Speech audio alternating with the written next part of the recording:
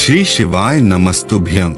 की तृतीया तिथि पर नारी जब हरतालिका व्रत करती है तो 16 श्रृंगार धारण करती है, नूतन वस्त्र पहनती है, नूतन श्रृंगार करती है, नैनों में सुरमा, लाली, झुमका, हार, पाटली, चूड़ी, पायल, सारा श्रृंगार करती है, वो संपूर्ण श्रृंगार, क्योंकि वो शंकर भगवान और माता पार्वती श्री गणेश जी महाराज का पूजन करने बैठ रही है। हरतालिका अखंड सौभाग्य का पूजन करने बैठ रही है। कुंवारी कन्या भी अगर हरतालिका तीज का व्रत करती है तो वो भी श्रृंगार कर कर बैठती है, भले मांग नहीं भरती पर श्रृंगार करती है, पूर्ण श्रृंगार।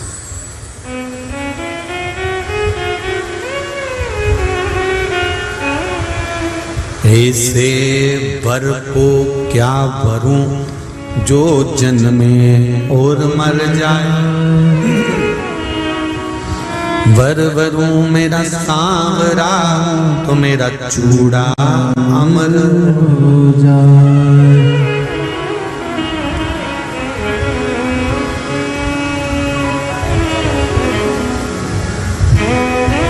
ऐसे वर को क्या वर जो जन्मे और मर जाए, वर वरू मेरा सांवरा तो मेरा चूड़ा हो जाए। जहां हरतालिका व्रत हो रहा है वहां पर आप घर पर पहली पूजन करने के बाद घर जाकर अपने परिवार को बता देना कि अब मैं रात को बार बार नहीं आ सकूंगी, अब मैं भगवान की आराधना करूंगी, पूजन करूंगी। हाँ, स्नान करने के लिए आई, तैयार होकर तुम मुझे छोड़ आना, फिर मैं पूजन करूंगी वहां।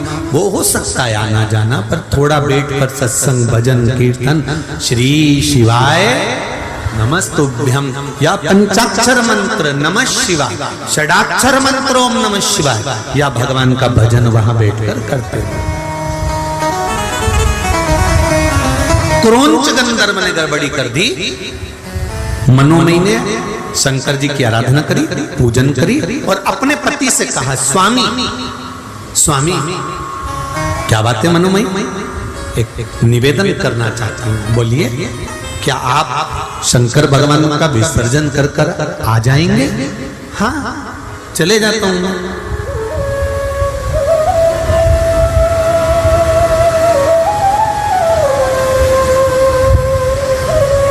क्या आप शिव जी का विसर्जन कर कर आ जाओगे? हाँ चले जाता हूं। पूजन आपने करी है, अर्चना आपने करी है, आराधना आपने करी है, शिव को निमंत्रण देकर आपने बुलाया, तो छोड़कर भी कौन आएगा?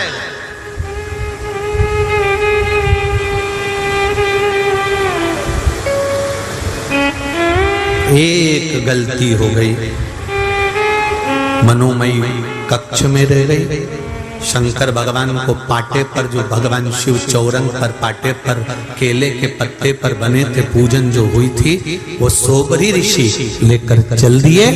ले जाकर सोबरी ऋषि तो जैसे ही निकले, इतनी देर में जो क्रोंच गंधर्व दुनिया को ज्ञान दे रहा था, जो क्रोंच गंधर्व सबको ज्ञान बांट रहा था, अपने इंद्र के सिंहासन के पास में बैठकर देवताओं के नजदीक रहने के बाद भी वो क्रोंच गंधर्व सही नहीं रह पाया। और सोबरी ऋषि की धर्म पत्नी सुबह सुबह जब माताएं आखिरी पूजन करती है शंकर भगवान की, तो माता पार्वती जी को सिंदूर दान करती है। सिंदूर दान कर कर माताएं अपनी मांग में सिंदूर भरती है। हरतालिका तीज कर आप लोगों को स्मरण होगा, आखिरी पूजन में जब माता पार्वती को सिंदूर का दान दिया, सिंदूर अपनी मांग में भरा, भरकर बस मनोमयी अंदर प्रवेश कर रही थी, इतनी देर में क्रोंच गंधर्व उस घर के अंदर प्रवेश कर गया और दरवाजा उसने बंद कर लिया।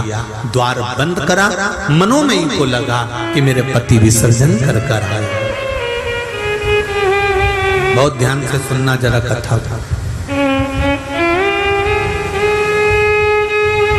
कई लोगों का प्रश्न रहता है कि हम गणेश जी बिठाते हैं तो गणेश जी के पास में वो चूहा रहता है, ये कौन था? तो ये हरतालिका की कथा सुन लो, आज मालूम पड़ जाएगा कि वो चूहा कौन था।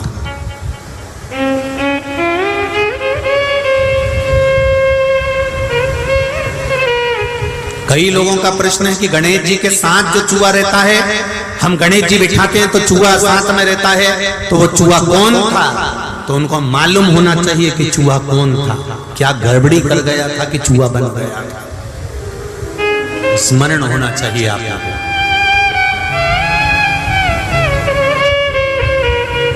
मनोमयी को लगा मेरे स्वामी आए, उसको भान नहीं हो पाया कि स्वामी नहीं है, ये तो क्रोंच गंधर्व प्रवेश कर गया। और गलत सोच से, गलत विचार से।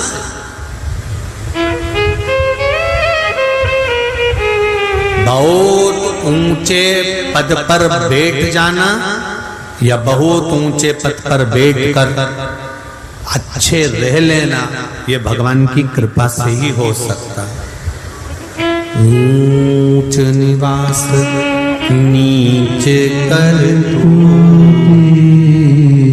देख न सकल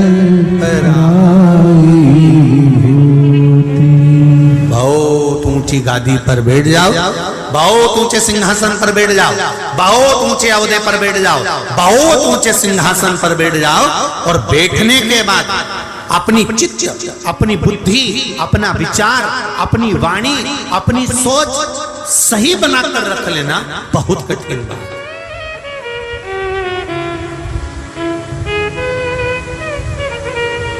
एक भगवान से एक प्रार्थना जरूर करना।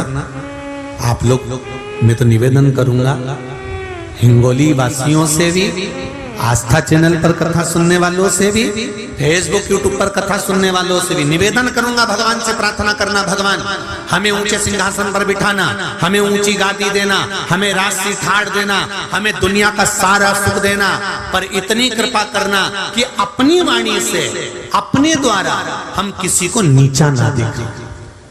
अपनी वाणी से, अपने द्वारा हम किसी को नीचा ना दिखाया जाए, किसी को हमारी वाणी से चोट ना लगे, किसी को हमारी वाणी से कोई घात ना पहुंचे।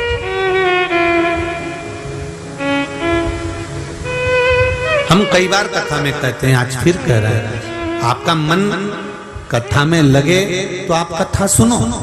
आपका मन करे कि सियोर वाला महाराज कथा कह रहा है, उसमें कुछ शांत तत्व है, तो आप सुनो। नहीं है, आपके हाथ में रिमोट है, आप टीवी बंद कर दो। बहुत सारे महाराज आ रहे होंगे, चेंज कर दो तुरंत, बटन ही तो दबाना है, महाराज चेंज, उसमें क्या दिक्कत है? और दिल करे तुम्हारा कि हाँ कथा सुनना है और उसमें से कुछ ग्रहण करना है। कथा में से अगर ग्रहण करा है तो जीवन की सार्थक। एक पत्र में आया, देखिए, हरतालिका तीज का पूजन व्रत कुंवारी कन्या कर सकती है, शादी होने के बाद भी नारी कर सकती है। अंतिम अवस्था तक प्राण छूटे तब तक हरतालिका तीज का व्रत नहीं छोड़ना चाहिए। एक व्रत हमेशा याद रखो, एक एकादशी और एक हरतालिका। हाँ, इतना जरूर है, ज्यादा शरीर बेकार हो गया, बुढ़ापा आ गया, शरीर नहीं साथ दे रहा, तो कुछ फल खा लो, कुछ चाय, दूध, जूस आप लेकर कर लो। इतना भी नहीं बने, शरीर बहुत ही बेकार हो गया, तो आप एक समय फल का फलहार धारण कर लो, ठीक है। पर हरतालिका व्रत करने वाली माताएं भले उद्यापन कर दे, तो उस व्रत को थोड़ा हल्का कर लो। उद्यापन करा मतलब तुमने व्रत को हल्का कर लिया, थोड़ा हल्का कर सकते।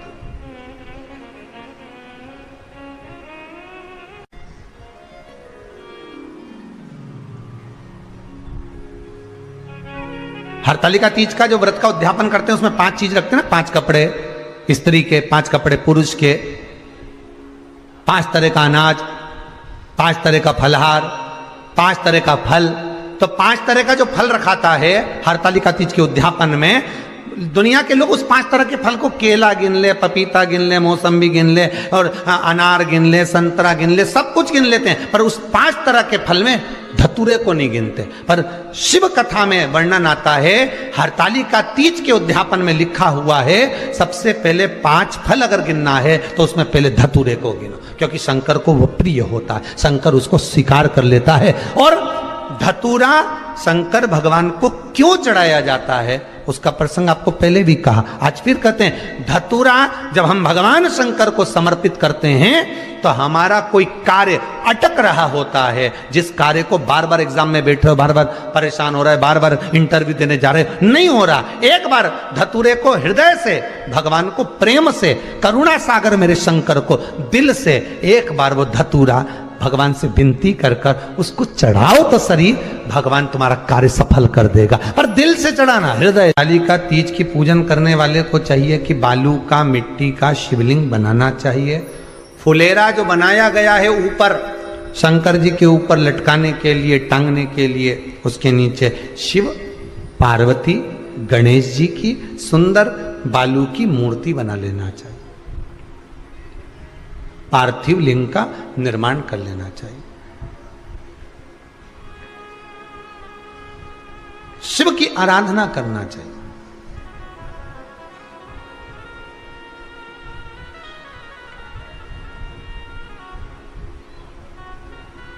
जो फल आपके पास में हो शंकर को समर्पित करना चाहिए, पूजन करना चाहिए,